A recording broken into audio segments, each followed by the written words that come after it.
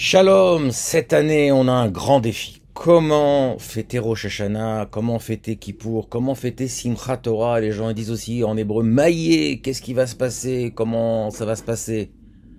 Alors j'aimerais vous rassurer, à la fin ça va aller. Vous allez me dire, c'est de l'ironie? Non, c'est pas du tout l'ironie. En hébreu on dit Bassof Yetov. La vision juive de l'histoire est très simple. À la fin des temps, il y a quelque chose de bien. On ne va pas vers la catastrophe. Et ça, c'est peut-être le motto le plus important à se mettre dans la tête.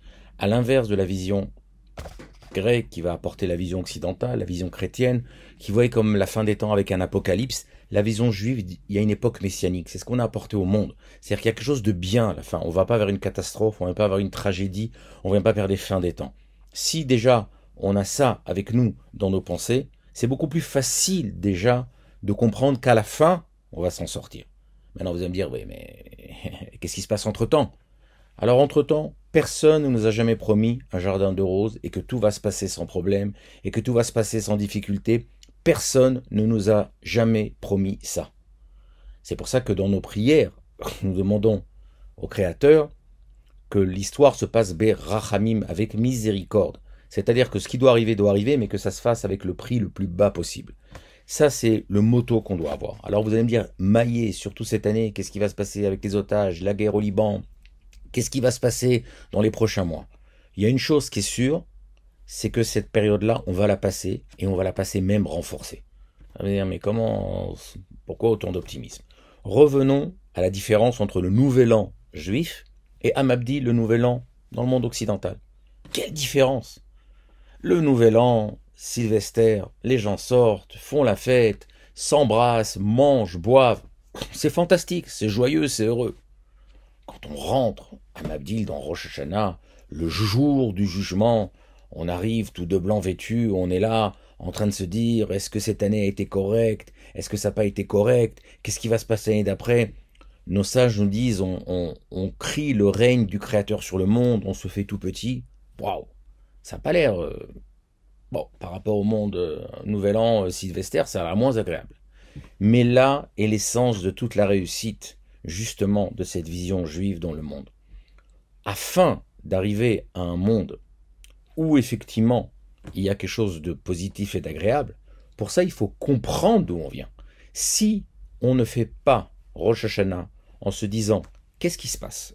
D'où je viens? Où je vais ?» S'il y a une création, ça veut dire qu'il y a un créateur. S'il y a un créateur, ça veut dire qu'il y a un but à cette création. Et moi, comment je rentre dans ce monde, dans cette création, et comment moi, je suis actif à l'intérieur de ça, alors à ce moment-là, j'ai peut-être une chance d'avoir cet optimisme. Mais si je vis comme dans le monde occidental, qui est un monde qui est basé, les Grecs ont défini ce monde comme un cosmos, c'est-à-dire c'est une grande machine, et la seule chose que l'on peut faire, c'est essayer d'étudier cette machine au mieux, essayer de l'analyser, c'est pour ça qu'ils nous ont apporté les sciences, ils nous ont apporté la philosophie, comprendre comment ce monde marche, essayer de s'imbriguer au mieux et de profiter au monde de cette machine qui marche. Mais nous n'avons aucune influence sur cette machine.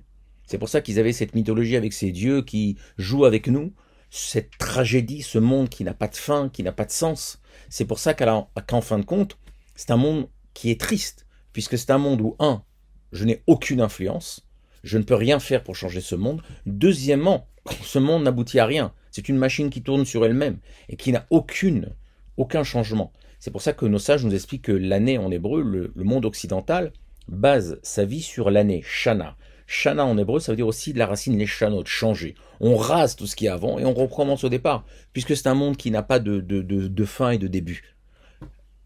En hébreu, l'année, et en fait, ce qu'on fête, c'est pas uniquement l'année, on fête tous les mois le Rosh Chodesh. Chodesh, mois en hébreu, vient de la racine chidouche, renouvellement. En fait, tous les mois, on dit on peut se renouveler. Renouveler, ce n'est pas tourner sur soi-même, mais comme dit le Maharal, c'est une spirale. On revient à la case où on était, mais plus haut, on avance, comme cette spirale qui avance au fur et à mesure et qui permet de pénétrer les choses. Nous, on avance. On a cette vision, on peut changer le monde. C'est pas du tout la même chose.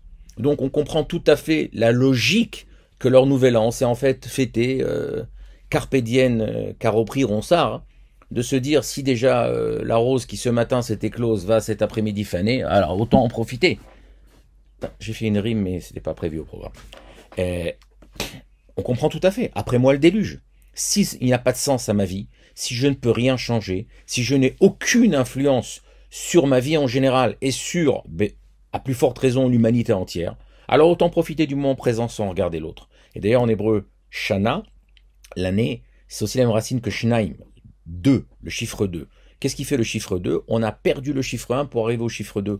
On est obligé d'effacer ce qu'il y avait avant pour revenir autour. Chez nous, on finit l'année à Rosh Hashanah, mais on la recommence tout de suite.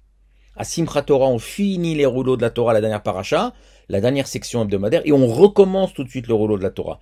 Pour dire qu'on continue ainsi, que ce n'est pas quelque chose, on rase pas ce qu'il y avait avant, parce qu'il a une influence. Pourquoi? Parce que ce qu'il y avait avant, c'est le socle qui me permet de construire les tâches que je construis cette année. C'est pas quelque chose que je refais depuis le début. Et ça, c'est pour ça qu'il y a une énorme différence. Vous allez me dire, mais c'est quand même triste, Rosh Hashanah. À Rosh Hashanah, il est interdit de penser et de parler de faute dans toute la prière. À l'inverse de Kippour, que toute la journée, on fait ce qu'on appelle le vidouille, on revient sur nos fautes, nos actes qu'on a fait de façon incorrecte. À Rosh Hashanah, on ne parle pas de faute. Alors de quoi on parle? Eh ben, on parle du but. Les shofarot, il y a les shofarot de la création du monde, le shofar de la création du monde, les shofarot du don de la Torah, et les shofarot qu'on sonne pour la fin des temps, l'époque messianique. Et vous allez me dire, c'est quoi? Eh ben, on nous montre qu'il y a un début à l'histoire, il y a un mode d'emploi à l'histoire, et il y a une fin à l'histoire. Ça, c'est la chose qui nous apporte quelque chose de positif. On sait d'où on vient, on sait où on va, et on sait qu'on a aujourd'hui la possibilité d'influencer. On a la possibilité le matin de changer notre destin et le destin du monde. Et ça, c'est quelque chose qui nous apporte le côté positif. Parce que si jamais je peux influencer sur le monde, je peux le faire avancer. Et toute la tradition juive est là à nous expliquer que l'homme, son but, c'est d'avancer lui-même et de faire avancer le monde. Adam, en hébreu, nous dit le Maharal, c'est la même racine que Adama, la terre. De la même manière que la terre, elle fait ressortir quelque chose qu'elle a à l'intérieur d'elle-même, l'homme, il fait ressortir ce qu'il a à l'intérieur de lui-même. Adam, la valeur numérique, Gematria, c'est Ma. Quoi? Il pose la question, il avance. À l'inverse, en hébreu, un animal, Behema, Ba, Ma. Dans l'animal, il y a déjà tout. L'animal, ce qu'il est aujourd'hui, c'est ce qu'il aura, c'est ce qu'il sera demain, c'est ce qu'il était avant. Avec une petite mutation génétique qui va influencer sur le côté physiologique, mais pas plus que ça. Nous, ce qu'on a aujourd'hui, c'est rien par rapport à ce qu'on va avoir. Ça, c'est au niveau de l'individu, mais au niveau de l'humanité. Nous, on a été créé en tant que peuple pour apporter la morale au monde. Toujours les gens me disent, pour qui on se prend? Ben, chacun a apporté quelque chose d'autre. Les Grecs nous ont apporté les sciences, les Français nous ont apporté l'art, la philosophie, les Allemands nous ont apporté la musique, les sciences. Chaque peuple apporte quelque chose. Nous, on a apporté la morale au monde. On a apporté au fait que le monde doit avancer de façon morale. Les 10 commandements aujourd'hui sont entrés dans l'humanité entière. La Bible est rentrée dans 2 tiers de l'humanité. Et on pense qu'on peut, oui, faire avancer le monde. Et oui, le monde, il avance. Il avance de façon chaotique, avec beaucoup de hauts, beaucoup de bas, mais il avance. On ne peut pas comparer le monde il y a 2000 ans, le monde il y a 3000 ans, le monde d'aujourd'hui, avec toutes les catastrophes qu'il y a. On essaie de faire avancer le monde. Oui, on fait avancer le monde. Je raconte toujours qu'un jour, j'ai guidé les députés français, on est arrivé à l'entrée de Jérusalem, et là, je leur dis, vous allez être très contents, parce que ici sont nées tellement de valeurs qui sont chères à la République française, à la Révolution française, les valeurs de droits de l'homme. Ils me disent, oui, c'est là où sont nées les 3 religions à Jérusalem. Je dis, c'est pas ça que j'ai dit. J'ai dit qu'ici sont nées les valeurs que vous, pour vous, c'est important. Quand on parle de démocratie, on n'a pas attendu de couper la tête de Louis XVI pour savoir que le serviteur, le leader, il est au service du peuple. Chez nous, Moshe est au service de son peuple, et pas l'inverse. Le roi David est au service de son peuple, et pas l'inverse. Yoshua, Josué est au service de son peuple, et pas l'inverse. Et c'est pas comme c'était aujourd'hui. On est tous égaux par rapport à la loi, comme on voit dans toute la Bible. On est tous égaux par rapport à la loi. Les lois sociales qui sont si chères à la France. Nous, ça fait des milliers d'années qu'on donne 10% de nos revenus pour aider les pauvres, l'orphelin. Ça fait des milliers d'années qu'on vit comme ça. Tout ce sentiment-là de justice, nous, on l'a pas découvert à la Révolution française, on l'a amené. C'est pour ça que d'ailleurs c'est intéressant, une définition que dit le Rav Zini du Technion. Un juif, c'est quelqu'un qui ne se satisfait pas de la réalité telle qu'il est. Il regarde la réalité et il veut la faire avancer. Comme quelqu'un a dit, l'histoire, les réalisations, on l'attend pas comme on attend un train. Parce qu'à ce moment-là, ça va pas se passer. On doit nous-mêmes réaliser les choses de nous-mêmes, c'est ça qui nous apporte l'optimisme. Et de ce fait, quand on arrive à Rosh Hashanah, après qu'on a compris d'où on vient, où on va, quel est notre rôle, on a un moment où on doit prendre conscience de qu'est-ce qu'on doit réparer, mais la fête suprême, après Rosh Hashanah, après les 10 jours de pénitence, après Kippour, On arrive à Sukkot, Zman Simchatenu, la fête de la joie.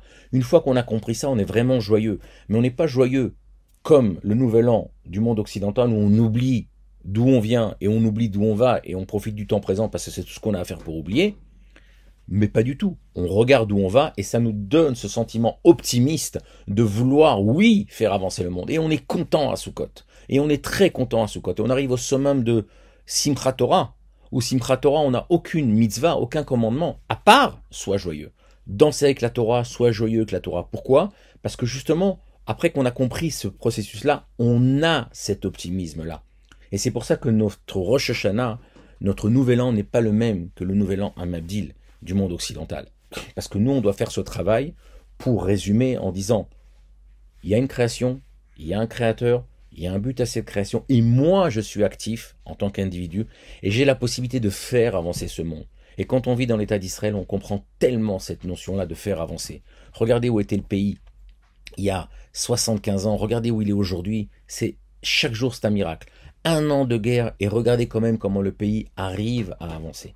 Alors vous allez me poser la question, comment on va fêter les fêtes cette année? On va les fêter aussi en comprenant d'où on vient.